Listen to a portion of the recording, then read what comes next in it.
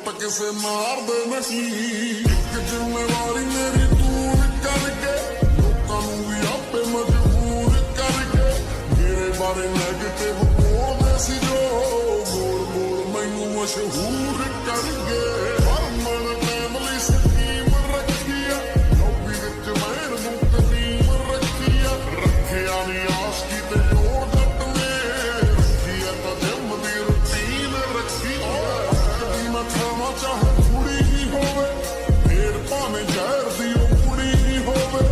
And ਤੱਕ ਕਰੂਗੀ ਪਿਆਰ ਮੇਰਾ ਜੋ ਜਿੱਦੇ ਬੱਚਾ ਹੋਇਆ ਮੇਰੇ ਕੁੜੀ ਹੀ ਹੋਵੇ।